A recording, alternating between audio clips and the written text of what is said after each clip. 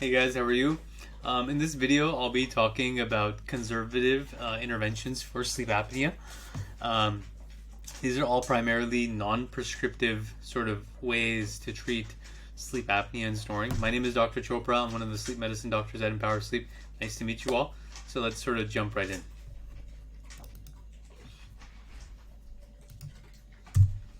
So these conservative interventions for sleep apnea, whether it's mild, moderate, or even severe sometimes, as well as people who snore, these can be useful in this whole spectrum of people who have sleep-related breathing problems. I'm going to talk a little bit about snoring because this sort of sets the foundation of like why people have or why people can have sleep apnea and what are why these different solutions can be potentially effective. So if you take a look at this example here, you have someone who is snoring. There is some blockage in the upper airway. So if we think about the idea of snoring, like one has to have their sort of mouth open to be able to create the vibratory sound of snoring.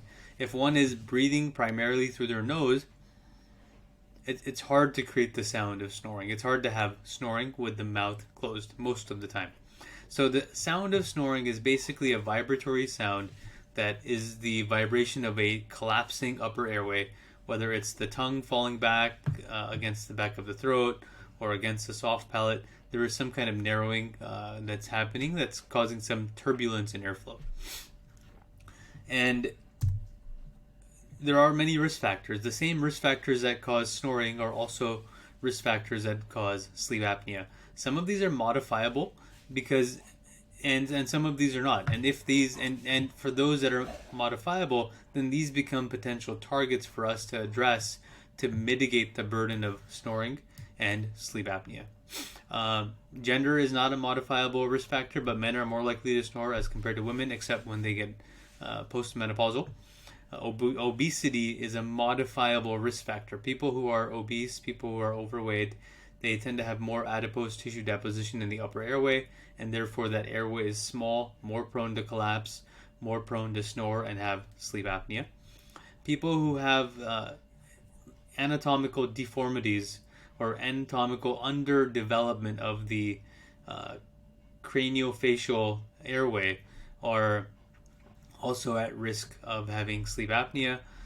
There could be some blockage of the nasal passages, either from a deviated nasal septum, enlarged or inflamed turbinates, small nasal passages.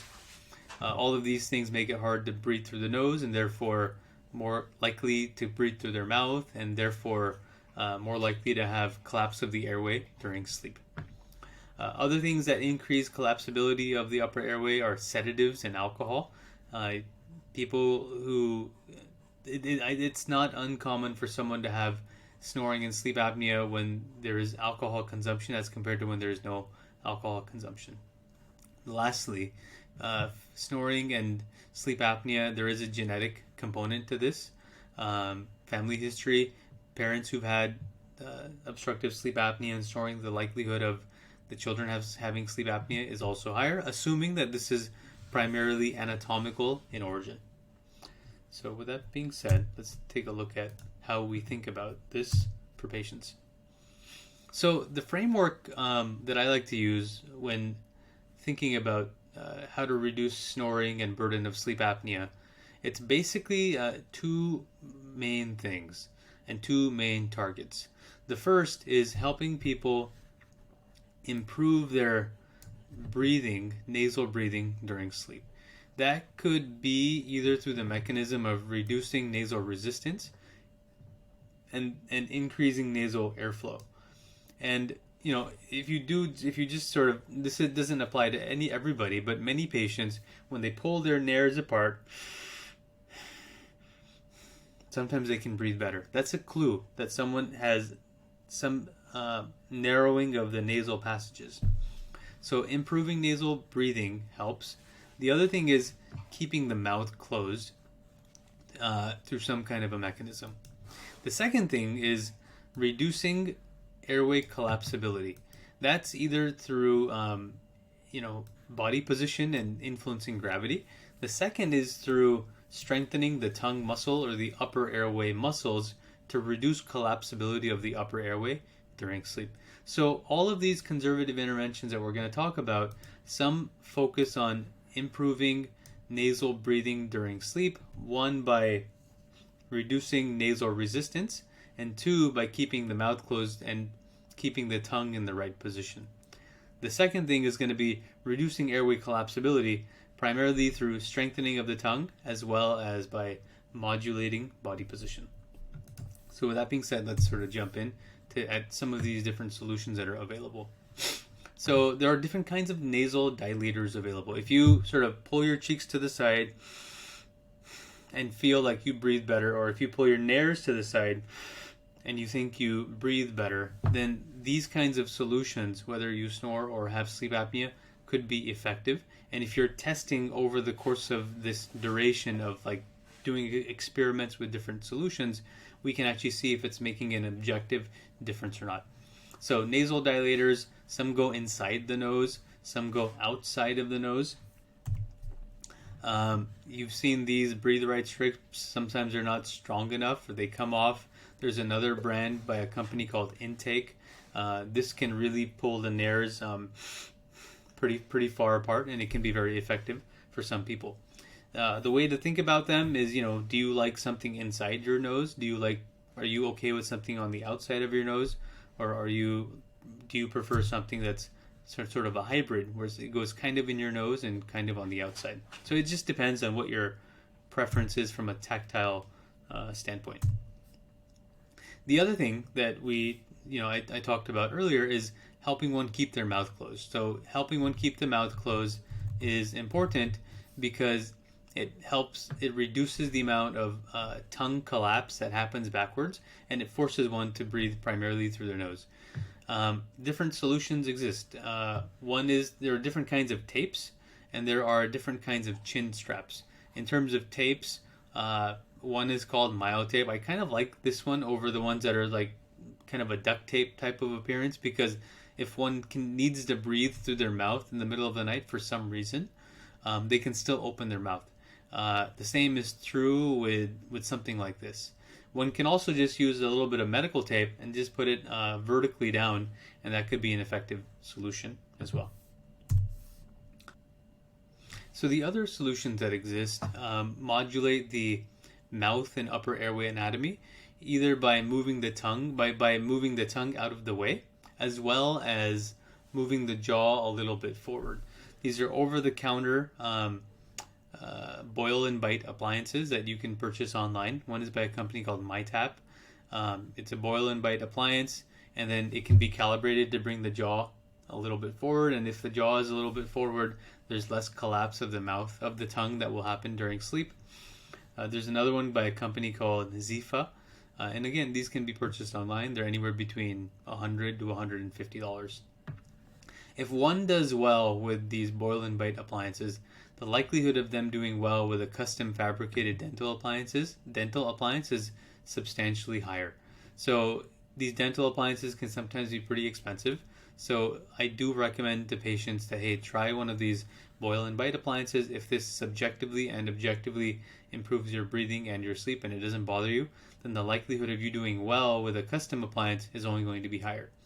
If you don't like this because it's too bulky, or if it's causing TMJ issues, then, or you don't like anything being in your mouth during sleep, then the likelihood of these custom fabricated dental appliances might be a little bit lower. But it doesn't exclude you from being a good candidate for a dental appliance either.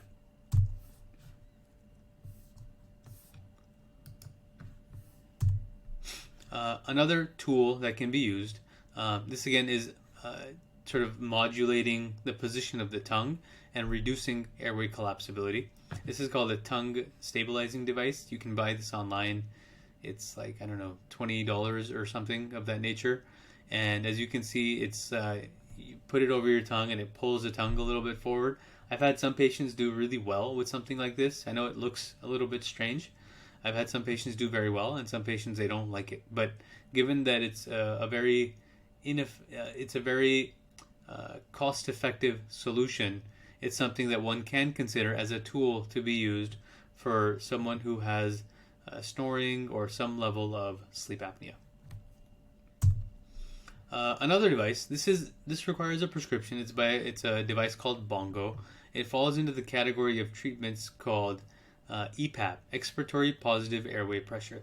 The way these work is these nasal pieces that you put in your nose, they act as sort of a one-way valve. So one is able to easily inhale through their nose, but when it comes time to exhaling, one has to create a little bit of pressure to exhale outwards, and that pressure causes the airway to be sort of stented open during sleep, thereby reducing the amount of collapse that can happen. Bongo can work well for people who have just snoring or mild sleep apnea, and it can also be used as an adjunct therapy to something that they're already using, like a dental appliance. If someone's using a dental appliance and there is some residual sleep apnea with the dental appliance, Bongo can be added on top of it to help them be successful. This is another tool. This again focuses on tongue strength and airway collapsibility. It's by a company called Remplenish, and it's kind of like a myofunctional therapy straw. This is a special kind of a nozzle that forces one to engage the muscle of the tongue in such a way that it causes it to become strengthened over time. And it's kind of like it's kind of like myofunctional therapy that gets incorporated into the process of drinking water, per se. It's just tongue exercises that one does in the process of drinking water, and the hypothesis is that over a course of time, weeks to months, the tongue muscle gets stronger, and if the tongue muscle is stronger, the likelihood of backwards or posterior collapse is substantially reduced. These guys have clinically shown to reduce the burden of snoring.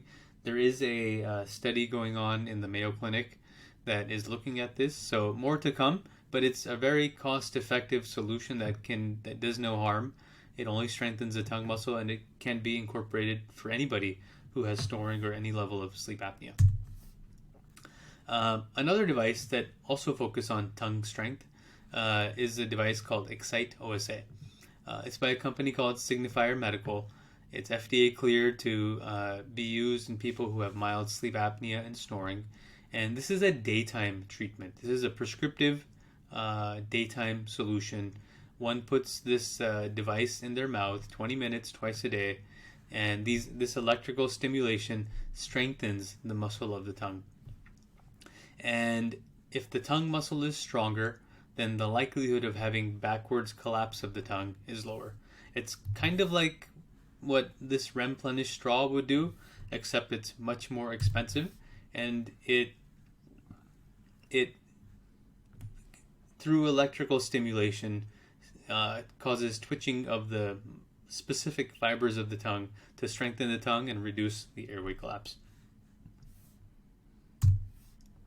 So all the things that we've talked about so far, we've talked about tools that improve nasal airflow. We've talked about tools that help keep the mouth closed. We've talked about tools that strengthen the tongue muscle. And we've also talked about tools that bring the jaw a little bit forward. The next group of tools that I'm going to talk to you about are things that, again, influence airway collapsibility, but primarily through body position. So when someone is laying supine or flat on their back, the likelihood of having upper airway collapse or snoring is much higher. And that's why, like many people, if they're snoring on their back and you have them sleep on their side, the burden of snoring, the amount of snoring, both from an audible standpoint and also from an apnea standpoint, typically tends to be less. The same is also true if one is using a wedge, whether it's a half, like a torso wedge, or something that's like a full body wedge. Something like this, where the head end of the bed is somewhat inclined, the likelihood of having collapse of the upper airway is reduced. The other thing that can be done is incline with sleeping on your side. So this is sort of like doing two things at the same time. One is somewhat upright, somewhat inclined, and also sleeping on their side. And having this sort of arm window allows one to stay on their side. So this can also be tried. I have a couple of patients now who had not necessarily Alzheimer's disease, but some level of cognitive impairment, and going the path of CPAP was too much.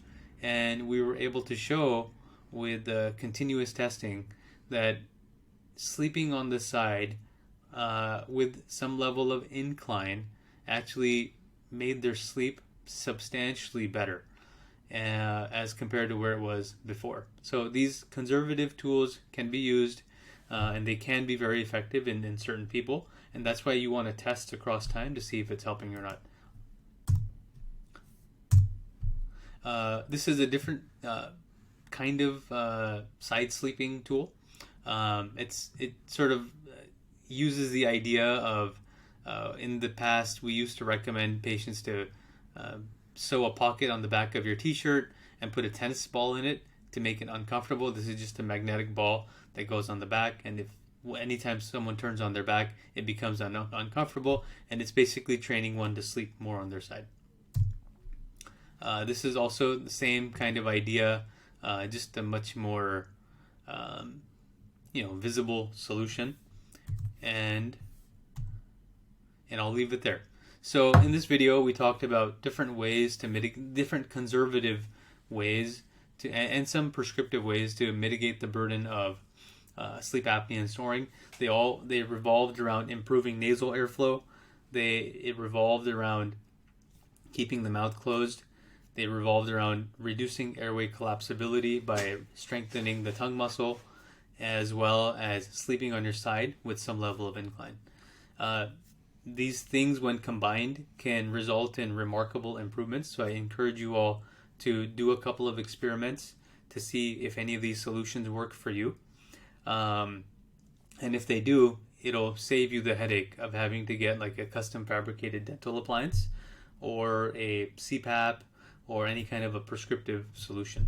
So I hope you found this video useful, and I'll talk to you soon. Bye-bye.